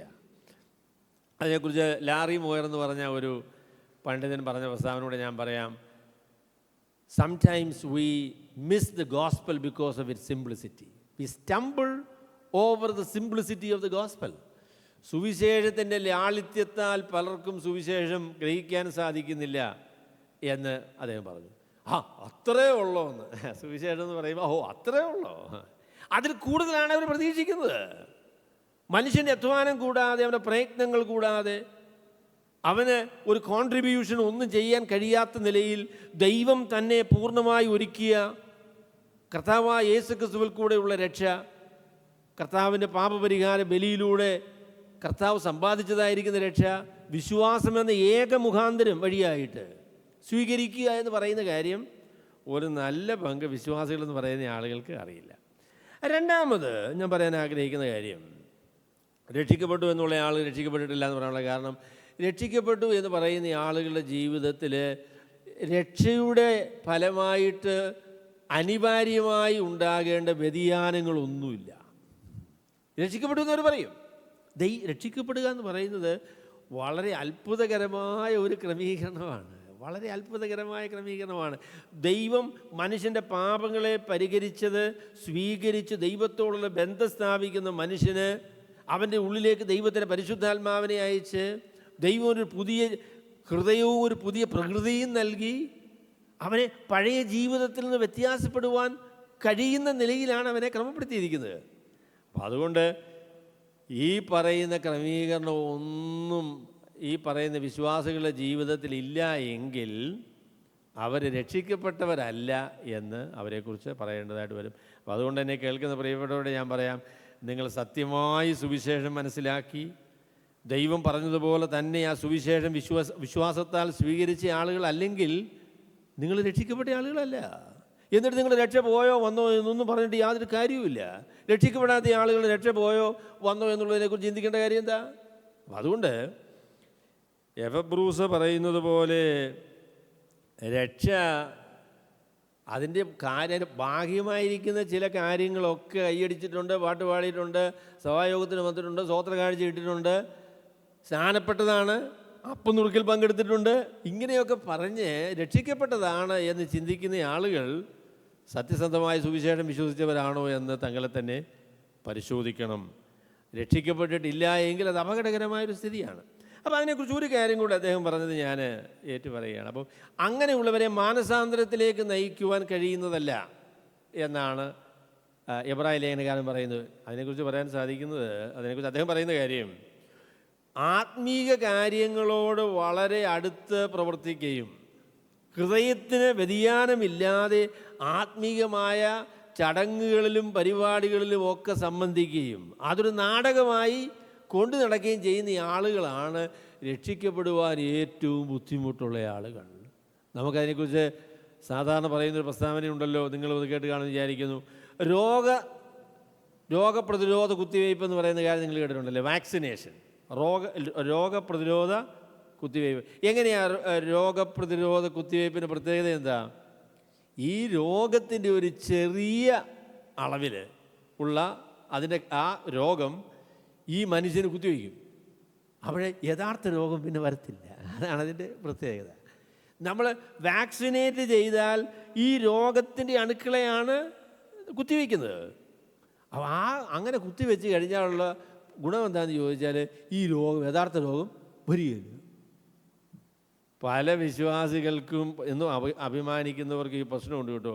അവർക്കൊരു ചെറിയ ഡോസിൽ ഇത് കിട്ടിയിട്ടുണ്ട്, ചെറിയ ഡോസ് കിട്ടിയിട്ടുണ്ട്. അതുകൊണ്ട് ശരിയായ രോഗം, ശരിയായ വിശ്വാസം, ശരിയായ രക്ഷയെന്ന് പറയുന്നത് അവരെ സംബന്ധിച്ച് വളരെ ബുദ്ധിമുട്ടാണ്. യൂദാസ് രക്ഷിക്കപ്പെടുന്നത് അസാധ്യമാകട്ടോ. യൂദാസ് കർത്താവായ യേശുക്രിസ്തുവിൻ്റെ കൂടെ നടന്ന് യേശുക്രിസ്തുവിൻ്റെ പ്രസംഗമൊക്കെ കേട്ട് അത്ഭുതങ്ങളും അടയാളങ്ങളും ഒക്കെ ചെയ്തപ്പോൾ അതിൻ്റെ കൂടെയൊക്കെ നിന്ന് അദ്ദേഹം അത്ഭുതങ്ങളൊക്കെ ചെയ്തയാളാ, അങ്ങനെയൊക്കെ നടന്നയാളാണ്. യൂദാസിനെ കുറിച്ച് ഇനി രക്ഷിക്കപ്പെടുമെന്ന് പ്രതീക്ഷിക്കേണ്ട കേട്ടോ. He's vaccinated against Christianity. ക്രിസ്തീയ വിശ്വാസത്തെ സംബന്ധിച്ച് അതിൻ്റെ ഒരു ചെറിയ അളവിലുള്ള ഒരു പരിപാടിയുമായിട്ട് ഇദ്ദേഹം ഇങ്ങനെ കറങ്ങി നടന്നതുകൊണ്ട് ഇദ്ദേഹത്തെ മനസ്സാന്തപ്പെടുത്താൻ പറ്റിയല്ല. ഞാൻ ഒരു കാര്യം കൂടെ അങ്ങ് നടുക്കം വരുന്നൊരു പ്രസ്താവന അതിന് പറയാം. പാസ്റ്റർമാരെ രക്ഷപ്പെടുത്താനായിട്ട് വലിയ ബുദ്ധിമുട്ടാണ്. പാസ്റ്റർമാരെ രക്ഷപ്പെടുത്താനായിട്ട് വലിയ ബുദ്ധിമുട്ടാണ്. തല്ലിക്കൊന്നാൽ അവന്മാർ രക്ഷപ്പെടത്തില്ല. പല പാസ്റ്റർമാരും അവരെ ഈ പരിപാടിയും പണിയും എല്ലാം പഠിച്ചതില്ലയോ. ഈ പഠിച്ച പണി 18 പേർക്കറിയാം. പക്ഷേ രക്ഷിക്കപ്പെട്ടിട്ടില്ല. നിങ്ങൾ രക്ഷിക്കപ്പെടുമെന്ന് വിചാരിക്കുകയും വേണ്ട. അത് വളരെ ബുദ്ധിമുട്ടുള്ളതായിരിക്കുന്ന കാര്യമാണ്. എന്നാൽ ഇദ്ദേഹം പറഞ്ഞ കാര്യം ഇത്രയും നല്ല കാര്യമൊക്കെ ആണെങ്കിലും എനിക്കുള്ള ഒരു ബുദ്ധിമുട്ട് എന്ന് പറയുന്നത്, ഈ വ്യാഖ്യാനത്തെ സംബന്ധിച്ചുള്ള ബുദ്ധിമുട്ടെന്ന് പറയുന്നത്, അസാധ്യമാണ് എന്ന് പറഞ്ഞ പ്രസ്താവന അത്രയും ഗൗരവമായിട്ട് പൂർണ്ണ നിലയിലേക്ക് വരുന്നില്ല എന്ന ഒരു പരാതിയുണ്ട്. മാത്രമല്ല, ഈ പറഞ്ഞ പ്രസ്താവനകൾ രക്ഷിക്കപ്പെട്ടതിൻ്റെ ഒരു അനുഭവം അതിൻ്റെ ഒരു ചെറിയ അളവിലേ കിട്ടിയിട്ടുള്ളൂ. ഇവർ രക്ഷിക്കപ്പെട്ടതിലല്ല എന്നങ്ങ് പറയാൻ പറ്റുന്ന നിലയിൽ അത്രയും അങ്ങ് ലളിതവുമല്ല. വളരെ ശക്തമായ പ്രസ്താവനകളാണ് ഇവിടെ എബ്രായ ലേഖനകാരൻ പറയുന്നത്. പ്രകാശനം ലഭിച്ചു എന്ന് പറയുന്ന പ്രസ്താവന, അതുപോലെ തന്നെ സ്വർഗീയ ദാനം ആസ്വദിച്ചു എന്ന് പറയുന്ന പ്രസ്താവന, പരിശുദ്ധാത്മാവിനെ പ്രാപിച്ചു എന്ന് പറയുന്ന പ്രസ്താവന. അത് രക്ഷിക്കപ്പെടാതെ അതിൻ്റെ ഒരു അനുഭവമൊക്കെ വന്ന ആളുകളെക്കുറിച്ച് പറയുന്ന പ്രസ്താവനയാണോ, അതോ ഈ ശരിക്കും രക്ഷിക്കപ്പെട്ട ആളുകളെക്കുറിച്ച് തന്നെ പറയുന്നതാണോ? അപ്പോൾ അതുകൊണ്ട് ബ്രൂസിന് എതിരെ പറയുന്നതൊന്നും അത്ര എളുപ്പമുള്ള കാര്യം അല്ലെങ്കിലും എനിക്കതങ്ങനെ അങ്ങോട്ട് ഇഷ്ടപ്പെട്ടില്ല. അതുകൊണ്ട് ഞാൻ പറയാൻ ആഗ്രഹിക്കുന്ന കാര്യം, ഞാൻ ഒരുപാട് അതിനെക്കുറിച്ച് വിശദീകരിക്കുന്നില്ലെങ്കിലും ഞാൻ പറയാൻ ആഗ്രഹിക്കുന്ന കാര്യം, ഇവർ രക്ഷിക്കപ്പെട്ടവരാണെന്നുള്ളൊരു വിചാരമാണ് എനിക്കുള്ളത്. ഈ പറയുന്ന ആൾക്കാർ രക്ഷിക്കപ്പെട്ട ആളുകളാണ് എന്നൊരു വിചാരമാണ് എനിക്കുള്ളത്. എന്നാൽ ഇവരുടെ പിന്മാറ്റത്തെക്കുറിച്ചും നാശത്തെക്കുറിച്ചും പറയുമ്പോൾ അവരുടെ രക്ഷ നഷ്ടപ്പെട്ടു എന്നുള്ള നിലയിലല്ല ഇവരെക്കുറിച്ച് പറയുന്നത്. ഇവരുടെ രക്ഷ നഷ്ടമായി എന്നുള്ള നിലയിലല്ല പറയുന്നത്. ഇവർക്ക് മാനസാന്തരപ്പെടാൻ കഴിയാത്ത നിലയിലുള്ള ഒരു സ്ഥിതിയിലേക്ക് അവർ വന്നു എന്നാണ് അവരെക്കുറിച്ച് പറയുന്നത്. എബ്രായ ലേഖനം നിങ്ങൾ പരിശോധിച്ച് നോക്കിയാൽ മനസ്സിലാക്കാൻ കഴിയുന്ന വളരെ പ്രധാനപ്പെട്ട ഒരു കാര്യം, ഇത് യഹൂദ പശ്ചാത്തലത്തിൽ എഴുതപ്പെട്ടിട്ടുള്ള പുസ്തകമാണ്. അതുകൊണ്ട് പഴയ നിയമത്തിലെ ഉദാഹരണങ്ങളും പഴയ നിയമ പശ്ചാത്തലവും എബ്രായ ലേഖനത്തെ സംബന്ധിച്ച് വളരെ പ്രധാനപ്പെട്ട കാര്യമാണ്. അപ്പോൾ ഇത് നേരത്തെ തന്നെ പറഞ്ഞല്ലോ, ഈ എബ്രായ ലേഖനകാരൻ പറഞ്ഞു, നിങ്ങൾ മസായിലും മെരീബയിലും വെച്ച് നിങ്ങളുടെ ഹൃദയത്തെ കഠിനമാക്കിയതുപോലെ നിങ്ങളുടെ ഹൃദയത്തെ കഠിനമാക്കരുത്. 4-ാമത്തെ ആദ്യ ഭാഗത്ത് പറഞ്ഞപ്പോൾ പറഞ്ഞു, നാം ഒരു സദ്വർത്തമാനം കേട്ടവരാകുന്നു. അവർ സദ്വർത്തമാനം കേട്ടു, എന്നാൽ അവരുടെ ഹൃദയത്തിൽ അത് വിശ്വാസമായി ഭവിക്കായതുകൊണ്ട് അവർ പിന്നത്തേതിൽ നശിച്ചുപോയി എന്ന് പറയുന്ന പ്രസ്താവനയുണ്ട്. അതൊരു പക്ഷേ രക്ഷിക്കപ്പെടാത്തവരെ കുറിച്ചാകാം. എന്നാൽ മിസ്രയീമിൽ നിന്ന് പുറപ്പെട്ട് വന്ന ആളുകൾ അതിൽ ഒരു നല്ല പങ്ക് ആളുകൾ ഇന്നത്തെ ഭാഷ ഉപയോഗിക്കുകയാണ് എങ്കിൽ ഒരു നല്ല പങ്ക് ആളുകൾ രക്ഷിക്കപ്പെട്ട ആളുകളെന്ന് വിചാരിക്കുവാൻ സാധ്യതയുള്ള ആളുകളാണ്. എന്നാൽ അവർക്ക് മാനസാന്തരപ്പെടാൻ കഴിയാത്ത നിലയിലുള്ള ഒരു സ്ഥിതി വന്നു കേട്ടോ. അതെവിടെയാണെന്നറിയാമോ? അത് കാദേസ് ബർണിയ എന്ന് പറയുന്ന സ്ഥലത്ത് വെച്ച് അവരുടെ ഹൃദയത്തെ കഠിനപ്പെടുത്തിയ സംഭവമാണ്. അവിടെ ദൈവം ഇസ്രായേൽ മക്കളോട് പറഞ്ഞു, നിങ്ങളൊരു കാര്യം ചെയ്യേ, നിങ്ങൾ പുറപ്പെട്ട് ഞാൻ നിങ്ങളെ കൊണ്ടുവന്ന, ഞാൻ നിങ്ങളോട് വാഗ്ദാനം ചെയ്തതുപോലെയുള്ള ഈ മനോഹരമായിരിക്കുന്ന കനാൻ നാട് നിങ്ങൾ പോയി അത് കീഴടക്കണം. അത് ഞാൻ നിങ്ങളെ കൊണ്ടുവന്നത് ആ ഉദ്ദേശത്തിലാണ്. ഞാൻ നിങ്ങളെ അവിടെ കൊണ്ടുപോകും, നിങ്ങൾക്ക് അത് തരാൻ വേണ്ടിയാണ് ഞാൻ നിങ്ങളെ കൊണ്ടുവന്നിരിക്കുന്നത്. അതുകൊണ്ട് നിങ്ങൾ പോയി അത് കീഴടക്കണം എന്ന് കർത്താവ് പറഞ്ഞു. അപ്പോൾ അവർക്കൊരു ഒരു ഒരു ഭയം. അപ്പോൾ അവർ പറഞ്ഞു, കർത്താവ് ഒരു കാര്യം ചെയ്യാം, മോശയോട് പറഞ്ഞു, ഞങ്ങളൊരു കാര്യം ചെയ്യാം, നമ്മൾ ആദ്യമേ കുറച്ച് ഒറ്റുകാരെ അയക്കാം, എന്നിട്ട് ആ ദേശം ഒന്ന് ഒറ്റു നോക്കിയിട്ട് എങ്ങനെയാണ് നമുക്ക് ഇത് കീഴടക്കാൻ പറ്റുന്നത് എന്നതിനെക്കുറിച്ച് നമുക്കൊരു തീരുമാനമെടുക്കാം എന്ന് പറഞ്ഞു. ശരി, ആട്ടെ എന്ന് പറഞ്ഞു. അപ്പോൾ അങ്ങനെ അവർ 12 ആളുകളല്ലേ, അവർ ഈ ദേശം ഉറ്റുനോക്കാനായിട്ട് പോയി. അതിൽ കാലേബും യോശുവയും ഉണ്ടായിരുന്നു. ബാക്കി 10 പേരെ പേര് പറഞ്ഞിട്ടുണ്ട്, ഞാൻ അവരുടെ പേരൊന്നും ഓർക്കുന്നില്ല. ഏതായാലും ശരി, അവർ വന്ന് പറഞ്ഞ സാക്ഷ്യം, അവർ പറഞ്ഞു, ദൈവം പറഞ്ഞതുപോലെ തന്നെ ഈ ദേശം വളരെ മനോഹരമാണ്. അത് പാലും തേനും ഒഴുകുന്ന മനോഹരമായ സ്ഥലമാണ്. പക്ഷെ ഒരു പ്രശ്നമുണ്ട്, ആ ദേശത്തെ മല്ലന്മാർ ഭയങ്കര മല്ലന്മാരാണ്. അപ്പോൾ അവരുടെ മുൻപിൽ നമുക്ക് പിടിച്ചു നിൽക്കാൻ പറ്റത്തില്ല, അവരെ തോൽപ്പിക്കാനായിട്ട് നമുക്ക് സാധിക്കുമില്ല, അതിനുള്ള കരുത്ത് നമുക്കില്ല എന്ന് പറഞ്ഞു. അവിടെ യോശുവയും കാലേബും പറഞ്ഞ്, എൻ്റെ പൊന്നെ, അവർ വലിയ മല്ലന്മാർ കൂടിയ ആൾക്കാരും ഒക്കെ ആണെന്നുള്ള കാര്യം ശരിയാ, അവരുടെ വലിപ്പമൊക്കെ ഭയങ്കരമാണ്, ശരിയാ. പക്ഷേങ്കിൽ നമ്മളെ കൊണ്ടുവന്നത് ആരാണ്? ദൈവമല്ലേ കൊണ്ടുവന്നത്. ദൈവത്തോട് പിടിച്ചിരിക്കാനായിട്ട് ഈ മനുഷ്യർക്ക് സാധിക്കുമോ? പക്ഷേങ്കിൽ 2 പേരുടെ സാക്ഷ്യം അവർ സ്വീകരിച്ചില്ല കേട്ടോ. 10 പേരുടെ സാക്ഷ്യമാണ് അവർ സ്വീകരിച്ചത്. അവർ ഹൃദയത്തിൽ എല്ലാവരും കൂടെ മാറത്തടിച്ച് കരയാൻ തുടങ്ങി. അവർ ഭയങ്കര കരച്ചിൽ. അവർ പറഞ്ഞു, ഈ മരുഭൂമിയിൽ പട്ടുപോകേണ്ടതിന്, ശത്രുക്കളുടെ കയ്യിൽ അകപ്പെട്ട് ഞങ്ങളെല്ലാം കൊല്ലപ്പെടേണ്ടതിനായിട്ടാണ് ദൈവം ഞങ്ങളെ കൊണ്ടുവന്നിരിക്കുന്നത്. ഞങ്ങളും ഞങ്ങളുടെ മക്കളും എല്ലാം കൊല്ലപ്പെടും, യാതൊരു രക്ഷയുമില്ല. അതുകൊണ്ട് നമുക്കൊരു കാര്യം ചെയ്യാം, നമുക്കൊരു നേതാവിനെ തിരഞ്ഞെടുത്ത് മിസ്രയീമിലേക്ക് മടങ്ങിപ്പോകാം എന്ന് പറഞ്ഞു. അപ്പോൾ അങ്ങനെ പറഞ്ഞ എല്ലാ ആൾക്കാരും അവിശ്വാസികളൊന്നും ആയിരുന്നില്ല കേട്ടോ. പക്ഷെങ്കിൽ ദൈവം പറഞ്ഞ ആ വാഗ്ദാനം അനുസരിച്ച് അതിനെ മുഖവിലയിലെടുത്ത് ദൈവത്തെ അനുസരിക്കാനായിട്ട് മനസ്സില്ലാത്ത ആളുകൾ ആയിരുന്നു. അവിടെ എന്ത് പറഞ്ഞിട്ടും യോശുവയും കാലേബും ഒന്നും പറഞ്ഞിട്ട് ഇവർ സമ്മതിക്കുകയില്ല. അവർ യഥാർത്ഥത്തിൽ മോശയെയും അവരെയൊക്കെ കല്ലെറിയാനായിട്ട് തീരുമാനിച്ചു എന്നാ. ഭയങ്കര മത്സരമാണ്. അവർ ഒരു കാര്യം പറഞ്ഞാലും സമ്മതിക്കില്ല. ആ തലമുറയോട് ദൈവത്തിന് നീരസമുണ്ടായി. ദൈവം അവരോട് കോപിച്ചു.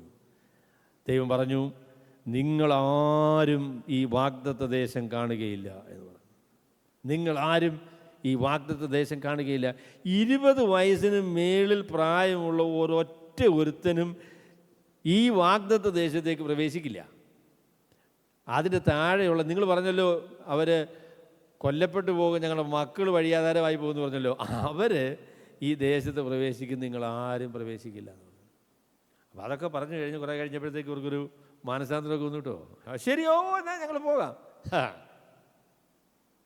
മാനസാന്തരത്തിനുള്ളൊരവസരം ഉണ്ടായില്ല കേട്ടോ. അവരിനി എന്തു പറഞ്ഞാലും മാനസാന്തരത്തിനൊരവസരം അവർക്കില്ല. അവർ വാഗ്ദത്ത ദേശത്തേക്ക് പ്രവേശിക്കുന്ന പ്രശ്നവുമില്ല. ദൈവം അവരിൽ നിന്ന് ആ വാഗ്ദാനം എടുത്തു മാറ്റി. It is impossible for them to repent. അവർക്ക് മാനസാന്തരപ്പെട്ട് ഇനിയും ഈ വാഗ്ദത്ത ദേശത്തേക്ക് വരിക എന്ന് പറയുന്ന അസാധ്യമാണ്. ആ ഒരു പശ്ചാത്തലമാണ് എബ്രായ ലേഖനകാരൻ 6-ാമത്തെ അധ്യായത്തിൽ ഉദ്ദേശിക്കുന്നത് എന്നാണ് ഞാൻ വിചാരിക്കുന്നത്. അപ്പം എൻ്റെ മാത്രം അഭിപ്രായമല്ല കേട്ടോ, ഞാനത് ചില പണ്ഡിതന്മാരിൽ നിന്ന് വായിച്ചതാണ്. എനിക്കത് ദാറ്റ് മേക്ക് സെൻസ് അല്ലേ, അത് ഒരു നല്ല വിശദീകരണമായിട്ട് തോന്നി. അവിടെ ഈ യഹൂദന്മാർ ഇപ്പോൾ എബ്രായ ലേഖനത്തിലുള്ളതായിരിക്കുന്ന യഹൂദന്മാർ ഏതാണ്ട് ഇവരുടെ പിതാക്കന്മാർ മരുഭൂമിയിൽ വെച്ച് ചെയ്ത ഏതാണ്ട് അതിന് സമാനമായ ഒരു കുറ്റം, അതാണ് ഇവർ ചെയ്യാനായിട്ട് പോകുന്നത്. അതവർ രക്ഷിക്കപ്പെട്ട ആളുകളൊക്കെയാണ്. പക്ഷെങ്കിൽ ദൈവം പറഞ്ഞത് വിശ്വസിച്ച് വലിയ സമ്മർദ്ദവും പ്രതികൂലവും ഒക്കെ ഉണ്ട് കേട്ടോ. അപ്പം അതിൻ്റെ മധ്യത്തിൽ പിടിച്ചു നിന്ന് ദൈവം അവരെ സംരക്ഷിക്കുമെന്ന് വിശ്വസിച്ച് മുൻപോട്ട് പോകാനായിട്ട് അവർക്ക് മനസ്സില്ല. അവർ മടങ്ങി പോകാനായിട്ട് തീരുമാനിച്ചിരിക്കുകയാണ്. അവർ യഹൂദ മതത്തിലേക്ക് പോകാനായിട്ട് തീരുമാനിച്ചിരിക്കുകയാണ്. അവിടെ എബ്രായ ലേഖനകാരൻ പറയുന്നത് നിങ്ങൾ പോകുന്ന ഈ പോക്ക് നിങ്ങൾക്ക് മടങ്ങി വരാൻ കഴിയാത്ത നിലയിലുള്ള ഒരു പോക്കാണ്. നിങ്ങൾ പോയാൽ നിങ്ങളുടെ കാര്യം പോയി, രക്ഷ പോയി എന്നൊന്നുമല്ല. നിങ്ങൾ വിചാരിക്കുന്ന രീതിയിൽ അവർ വിചാരിച്ചെന്താണെന്ന് ചോദിച്ചാൽ യഹൂദന്മാരുടെ കൂടെ പോവുക, പ്രതികൂലവും പ്രയാസവും ഒക്കെ കുറഞ്ഞു കിട്ടും, നമ്മുടെ വിശ്വാസവും നമുക്ക് അങ്ങനെ കളയുകയും വേണ്ട, എന്നാൽ അങ്ങനെ വലിയ പരസ്യമായിട്ടൊന്നും പറയുകയും വേണ്ട. അങ്ങനെ ചിന്തിക്കുന്ന ഒരുപാട് വിശ്വാസികളുണ്ട് കേട്ടോ. നമ്മുടെ വിശ്വാസമൊന്നും അങ്ങനെ അങ്ങ് പരസ്യപ്പെടുത്തി ബുദ്ധിമുട്ടുള്ള രീതിയിൽ ഒരു നിലപാട് സ്വീകരിക്കുകയൊന്നും വേണ്ട. നമ്മൾ ഒരു രഹസ്യ വിശ്വാസിയായിട്ടൊക്കെ അങ്ങ് നിൽക്കുക. അപ്പോൾ അവർ പറയുന്നതിനൊക്കെ നമ്മൾ അങ്ങനെ തലകുനിക്കുകയൊന്നും വേണ്ട. അവർ നോക്കുകയാണെങ്കിൽ പയ്യൊന്ന് തലയൊക്കെ ആട്ടുകയൊക്കെ ചെയ്യുക. അങ്ങനെ സംശയം വരാത്ത രീതിയിലൊക്കെ അങ്ങ് നിൽക്കാമെന്നാണ് അവർ പറയുന്നത്. അവിടെ അവരോട് എബ്രായ ലേഖനകാരന് പറയാനുള്ളത്, പ്രവചനത്തിൻ്റെ ഭാഷയിൽ പറയുമ്പോൾ നിങ്ങൾ എന്താണോ ഭയപ്പെടുന്നത് അത് തന്നെ നിങ്ങൾക്ക് ഭവിക്കും എന്ന കാര്യമാണ്. അതായത് AD 70 വരുന്ന വലിയ നാശത്തെ മുൻകണ്ടുകൊണ്ടാണ് എബ്രായ ലേഖനകാരൻ പറയുന്നത്. നിങ്ങളിപ്പോൾ പ്രതികൂലവും പ്രയാസവും ഒക്കെ അതിൽ നിന്ന് രക്ഷപ്പെടാനുള്ളതായിരിക്കുന്ന ഒരു മാർഗം എന്നുള്ള നിലയിൽ യഹൂദ മതത്തിലേക്ക് നിങ്ങൾ മടങ്ങിപ്പോവുകയാണ്. പക്ഷെങ്കിൽ അത് നിങ്ങൾക്ക് അപാരമായ നഷ്ടമാണ്, മാനസാന്തരപ്പെടാൻ കഴിയാത്തതായിരിക്കുന്ന ഒരു പരിപാടിയാണ്. AD 70 വരുന്നു. AD 70 സംഭവിച്ച കാര്യമെന്ന് പറയുന്നത്, AD 70 സംഭവിച്ചെന്ന് പറയുന്നത് ലോകത്തിൻ്റെ ചരിത്രത്തിലെ ഏറ്റവും, അല്ലെങ്കിൽ നാസി ജർമ്മനി ഒരു പക്ഷേ അതിനേക്കാളും മോശമായിരിക്കുക, എന്നാൽ വളരെ ഹൃദയഭേദകമായ ഒരു സംഭവമാണ് AD 70. അപ്പോൾ അതിനെക്കുറിച്ച് ചരിത്രകാരന്മാർ പറയുന്നത്, അന്ന് റോമാക്കാർ യഹൂദന്മാരോട് ചെയ്തതെന്ന് പറയുന്നത് കുതിരയുടെ വായിൽ വാള് വെച്ച് കെട്ടിയതിന് ശേഷം ജനക്കൂട്ടത്തിൽ കൂടെ ഓടിക്കുകയാണ്. അപ്പം അവിടെ നിൽക്കുന്ന ആളുകൾ രണ്ട് വശത്തും വെട്ടി അങ്ങ് വീഴ്ത്തുക. അവിടെ കുതിരകളുടെ കടിവാളങ്ങളോളം രക്തം യെരുശലേമിൽ ഒഴുകി എന്നാണ് ചരിത്രകാരന്മാർ അതിനെക്കുറിച്ച് പറയുന്നത്. ഏറ്റവും ഭീകരമായിരിക്കുന്ന കാര്യമായിരുന്നു. എന്നാൽ കർത്താവ് തന്നിൽ വിശ്വസിച്ച ആൾക്കാരോട് പറഞ്ഞു, നഗരത്തെ സൈന്യം വളയുന്നത് നിങ്ങൾ കാണുമ്പോൾ വീട്ടിൻ്റെ അകത്തോട്ട് കയറി ഒന്നും എടുക്കാൻ പോലും നിങ്ങൾ വിചാരിക്കേണ്ട, മലകളിലേക്ക് ഓടിക്കൊള്ളണം എന്ന് കർത്താവ് അവർക്ക് മുന്നറിയിപ്പ് നൽകി. അപ്പോൾ വിശ്വാസികളായിരിക്കുന്ന ആളുകൾ യെരുശലേമിൽ നിന്ന് ഓടി രക്ഷപ്പെട്ടു. AD 70 വലിയ ദുരിതത്തിൽ ക്രിസ്തീയ വിശ്വാസത്തിലുള്ള ആളുകൾ ഒരു പക്ഷേ പറയുകയാണെങ്കിൽ ആരും തന്നെ എന്നുള്ള പ്രസ്താവനയിൽ ഒരു ശരി എക്സാജറേറ്റഡ് ആയിരിക്കാം, എന്നാൽ അവർക്ക് ഈ പീഡ ബാധകമായില്ല. അതിന് കാരണം അവർ യഹൂദ ക്രമീകരണങ്ങളിൽ നിന്ന് വേർപെട്ട്, യഹൂദന്മാരിൽ നിന്ന് വേർപെട്ട് ക്രിസ്തീയ വിശ്വാസം വ്യതിരിക്തമായി നിന്നതുകൊണ്ട് അവർക്ക് ഈ റോമാക്കാരുടെ വലിയ പീഡ അനുഭവിക്കേണ്ടതായിട്ട് വന്നില്ല. അതിൽ രക്ഷപ്പെടാനായിട്ട് സാധിച്ചു. സോ ഇവിടെ എബ്രായ ലേഖനകാരൻ പറയുന്ന കാര്യം, നിങ്ങൾ ഈ നിലയിൽ മടങ്ങിപ്പോയാൽ ചുട്ടുകളയത്രേ അതിൻ്റെ അവസാനം, ചുട്ടുകളയത്രേ അതിൻ്റെ അവസാനം എന്ന് പറഞ്ഞാൽ നിങ്ങളുടെ രക്ഷ പോകുമെന്നല്ല, ഇത് ഭയങ്കര ഭീകരമായ പീഡനത്തിനും നിങ്ങൾ ഒഴിവാക്കാൻ ആഗ്രഹിച്ച എല്ലാ പീഡകളും നിങ്ങളുടെ മേൽ വരുന്ന ഭീകരമായൊരു അനുഭവമായിരിക്കുമെന്നാണ് ഇവിടെ എബ്രായ ലേഖനകാരനോട് പറയുന്നത്. അത് നിങ്ങൾക്ക് സംഭവിക്കരുത് എന്ന ഒരു മുന്നറിയിപ്പാണ് ഈ വേദഭാഗത്തുള്ളത് എന്നാണ് ഞാൻ വിചാരിക്കുന്നത്. അങ്ങനെയാണ് പല വേദപണ്ഡിതന്മാരും അതിനെക്കുറിച്ച് ചിന്തിക്കുന്നത്. അപ്പോൾ ഇത് 100% തൃപ്തികരമായൊരു വിശദീകരണമാണ് എന്നൊന്നും ഞാൻ പറയുന്നില്ല. എങ്കിലും വായിച്ച് നോക്കിയതിൽ, ചിന്തിച്ച് നോക്കിയതിൽ എനിക്ക് ഏറ്റവും സ്വീകാര്യമായി തോന്നിയ ഒരു വിശദീകരണം എന്ന് പറയുന്നത് ഇതാണ്. അപ്പോൾ ഞാൻ ഒരു കാര്യം കൂടെ അതിനോട് ചേർത്ത് പറയാം. അതെന്താണെന്ന് ചോദിച്ചാൽ, ദൈവം തൻ്റെ മക്കൾക്ക് അവരുടെ വിശ്വാസത്തെ നിലനിർത്തുവാൻ, അവരെ ജീവിതത്തെ ശുദ്ധമാക്കുവാൻ, അവരുടെ പാപത്തെ ശിക്ഷിക്കാനായിട്ട് ദൈവം വച്ചിരിക്കുന്ന ഒരു പരിപാടി എന്ന് പറയുന്നത് ബാലശിക്ഷയാണ്. ശാരീരികമായെങ്കിലും ഭൗതികമായിട്ട് ദൈവം വിശ്വാസത്തെ, അല്ലെങ്കിൽ ക്രിസ്തീയ വിശ്വാസത്തിനും സുവിശേഷത്തിനും അനുയോജ്യമായ രീതിയിൽ അല്ലാതെ ജീവിക്കുന്ന ആളുകൾക്ക് അതിനനുസൃതമായ ബാലശിക്ഷ നൽകുമെന്നുള്ളത് ബൈബിളിലെ ഒരു വളരെ പ്രധാനപ്പെട്ട കാര്യമാണ്. ദൈവത്തോട് മത്സരിക്കുന്നത് ദൈവം അങ്ങനെ എല്ലായ്പ്പോഴും എല്ലാ പാപങ്ങൾക്കും ശിക്ഷ കിട്ടുമെന്നൊന്നല്ല ഞാനീ പറയുന്നത്. എന്നാൽ ദൈവത്തോട് മത്സരിക്കുന്നത് സൂക്ഷിച്ചു വേണം.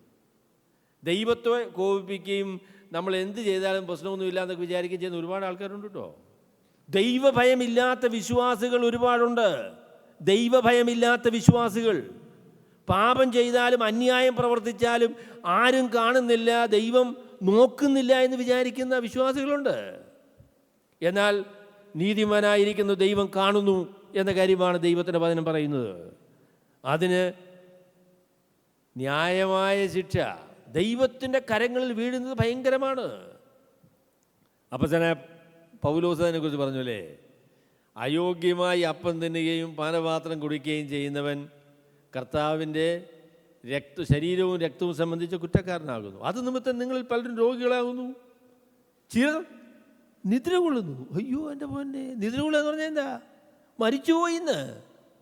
ദൈവത്തിൻ്റെ ന്യായവിധി എന്ന് പറഞ്ഞപ്പോൾ അവരുടെ രക്ഷ നഷ്ടപ്പെട്ടു എന്നുള്ളതല്ല, അതിനെക്കുറിച്ച് തുടർന്ന് അപ്പോസ്തലനായ പൗലോസ് എന്ന് പറയുന്നത്, ഈ ലോകത്തിന് വരുന്ന ശിക്ഷാവിധിയിൽ അകപ്പെടാതിരിക്കേണ്ടതിന് അവൻ ബാലശിക്ഷ കഴിക്കുകയാകുന്നു ചെയ്യുന്നത്. പാപം ചെയ്യുന്ന വിശ്വാസികൾക്ക് മാനസാന്തരപ്പെടുന്നില്ല എങ്കിൽ പാപത്തിൻ്റെ ശിക്ഷ, ദൈവത്തിൻ്റെ ശിക്ഷ ഈ ലോകത്തിൽ വെച്ചുണ്ട് എന്നുള്ള കാര്യമാണ് ബൈബിള് പറയുന്നത്. അപ്പം അതുകൊണ്ട് ഇത് എബ്രായ ലേഖനകാരൻ നമുക്ക് നൽകുന്ന വളരെ ശക്തമായിരിക്കുന്നൊരു മുന്നറിയിപ്പാണ്. നിങ്ങൾ വിശ്വാസവും ഒക്കെ വിട്ടുകളഞ്ഞു എന്നുള്ള അർത്ഥത്തിലല്ല, എന്നാൽ വിശ്വാസത്തെയൊക്കെ ഒന്ന് കോംപ്രമൈസ് ചെയ്ത് വിശ്വാസത്തിന് വേണ്ടി നിലപാടുകൾ സ്വീകരിക്കാതെ സൗകര്യപ്രദമായ രീതിയിൽ വിശ്വാസത്തെ ഒക്കെ മയപ്പെടുത്തി ആ നിലയിൽ നിങ്ങൾ ജീവിച്ച് സുവിശേഷത്തെ അപമാനിക്കാനായിട്ട് നിങ്ങൾ തീരുമാനിച്ചാൽ ദൈവത്തിൻ്റെ ന്യായവിധി ഉണ്ടാകും. നിങ്ങൾ ഭയപ്പെട്ടത് തന്നെ നിങ്ങൾക്ക് ഭവിക്കും. അങ്ങനെ തിരിച്ചുപോയ ആളുകൾ ആരും മടങ്ങി വന്നില്ല. അവർക്ക് അതിഭയാനകമായ ന്യായവിധി അല്ലെങ്കിൽ നഷ്ടമാണ് ഉണ്ടായത്.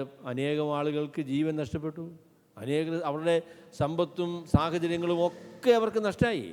അത് ദൈവം ആ തലമുറയ്ക്ക് നൽകിയ ശിക്ഷയാണ് എന്നുള്ളത് നമുക്ക് അറിയാം. അപ്പം അതുകൊണ്ട് ദൈവത്തിൻ്റെ ശിക്ഷ, ബാലശിക്ഷ എന്നാണ് പറയുന്നത് കേട്ടോ. ബാലശിക്ഷ എന്ന് പറഞ്ഞാൽ പിള്ളേർ, ഞാൻ പറയാം, തൻ്റെ ഇടമുള്ള അപ്പനാണെങ്കിൽ, അമ്മയും തൻ്റെ ഇടമുള്ള ആളാണെങ്കിൽ എങ്കിലും ശിക്ഷയെന്ന് പറയുന്നത് ഒരു അപ്പൻ്റെ ജോലിയായിട്ടാണ് പറയുന്നത്. അന്യായം കാണുന്ന പിള്ളേർക്ക് നല്ല അടി കൊടുക്കണം കേട്ടോ. അന്യായം കാണിക്കുന്ന, മത്സരിക്കുന്ന, പറഞ്ഞാൽ കേൾക്കാത്ത, എന്തും ചെയ്യാൻ പറ്റുമെന്ന് വിചാരിക്കുന്ന പിള്ളേർക്ക് ഒരു പ്രായമൊക്കെ ഉണ്ട്, അത് ശരിയാണ്, അടി കൊടുക്കണം. അത് ഒഴിവാക്കാൻ പറ്റുന്ന കാര്യമല്ല. സ്വർഗത്തിലെ ദൈവം ഒരു നല്ല പിതാവാണ് എങ്കിൽ ദൈവത്തോട് മത്സരിച്ച് വേണ്ടാദിനം കാണിക്കുന്ന വിശ്വാസികൾക്ക് ദൈവത്തിൻ്റെ ശിക്ഷയുണ്ടാകും, അടി കിട്ടും എന്ന് തന്നെയാണ് ദൈവത്തിൻ്റെ വചനം പറയുന്നത്. അതുകൊണ്ട് എൻ്റെ പ്രിയ സഹോദരങ്ങളെ, നമുക്ക് ദൈവത്തെ ഭയപ്പെടാം, പാപത്തെ വിട്ടൊഴിഞ്ഞ് ജീവിക്കാം, വിശ്വാസത്തിന് വേണ്ടി വില കൊടുക്കുവാൻ തന്നെ തീരുമാനിക്കാം. ജീവിതത്തെ ശ്രദ്ധയോടുകൂടെ ദൈവത്തിൻ്റെ പരിശുദ്ധാത്മാവിൻ്റെ സഹായത്തോടുകൂടെ ദൈവവചനത്തിൻ്റെ വെളിച്ചത്തിൽ ഭയത്തോടും വിറയലോടും കൂടെ വിശ്വാസ ജീവിതം നയിക്കുവാനായിട്ട് നമ്മൾ തീരുമാനിക്കണം. ദൈവഭയം നഷ്ടപ്പെട്ടു പോയൊരു തലമുറയിലാണ് നാം ജീവിക്കുന്നത്. ദൈവത്തെ ഒരു ഭയവുമില്ലാത്ത വിശ്വാസികളാണ്. ആ തലമുറയിൽ നമുക്ക് ദൈവത്തെ ഭയപ്പെടാം. നമ്മുടെ ജീവിതത്തെ നമുക്ക് ദൈവത്തിൻ്റെ കൃപയിൽ സൂക്ഷിക്കാം. ദൈവത്തിൻ്റെ പരിശുദ്ധാത്മാവിൻ്റെ സഹായത്തോടുകൂടെ ദൈവവചനത്താൽ ദൈവകൃപയിൽ ദൈവത്തെ ഭയപ്പെട്ട് പ്രാർത്ഥനാ നിബദ്ധരായി ദൈവസന്നിധിയിൽ വിനയപ്പെട്ട് പാപങ്ങളെ ഏറ്റുപറഞ്ഞ് മാനസാന്തരപ്പെട്ട് ദൈവത്തോട് നിരപ്പ് പ്രാപിച്ച് നമുക്ക് ഭയത്തോടെ ജീവിക്കാം. അപ്പോൾ അതാണ് ഈ വേദഭാഗത്ത് പറയുന്നത് എന്നാണ് ഞാൻ വിചാരിക്കുന്നത്. ദൈവം നമുക്ക് തന്നതായിരിക്കുന്ന രക്ഷ നിത്യമായ രക്ഷയാണ്. തൻ്റെ പുത്രനായ യേശുക്രിസ്തുവിൻ്റെ ചെലവിലാണ് കർത്താവ് തന്നത്.